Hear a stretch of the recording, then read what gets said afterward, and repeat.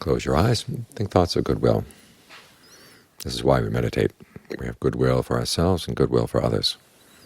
Because when you meditate, you're trying to find happiness inside, which means you're looking for happiness that doesn't cause any trouble to anybody else.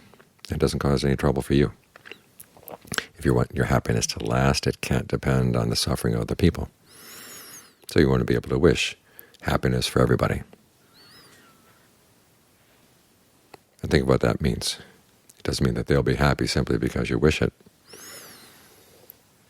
Their happiness will depend on their actions, but you want to make sure you don't, at the very least, get in the way of their actions leading to true happiness. And if you can help them in their quest, so much the better. The best way of doing that, of course, is knowing how to find it inside yourself. So when you've thought thoughts of goodwill, then the next step is to focus in on the breath. Because the breath is what gives you your anchor in the present moment. You want to observe your mind in the present, so you need an anchor.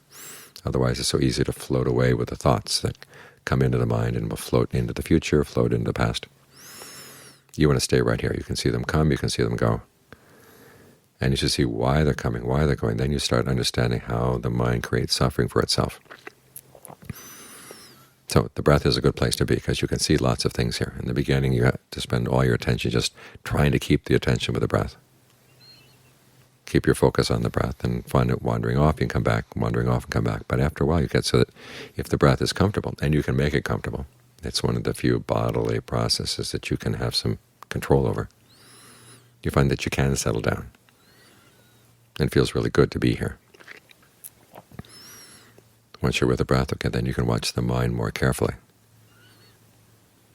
This is how we get to know ourselves. Otherwise all we know is little bits and snatches that we've observed here and there, things we've read in books, things we've heard other people say.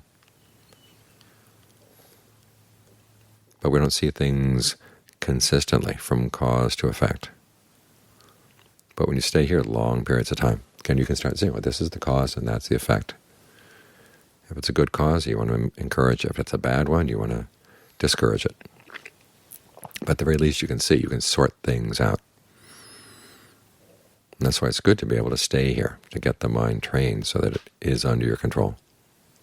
At the very least, keep your focus under your control, and then whatever else comes up in the mind, you can start sorting through it.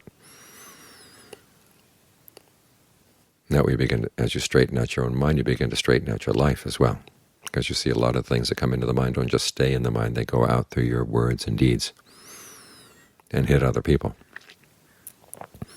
And then they bounce back at you. So what do you want to have bouncing back at you? You want to have good things bouncing back. So make sure that the things that come out in your words and deeds are good as well. It's in this way that the meditation is not a selfish process. The search for true happiness inside also contributes to the happiness of other people. So take this as a daily activity. It's one of our skills that really makes us human beings. Beings who can understand what they're doing and change what they're doing. They don't just act on instinct.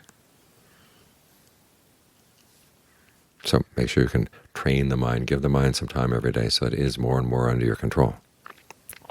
And take advantage of the fact that we do have this human birth now, and see how much you can make out of it.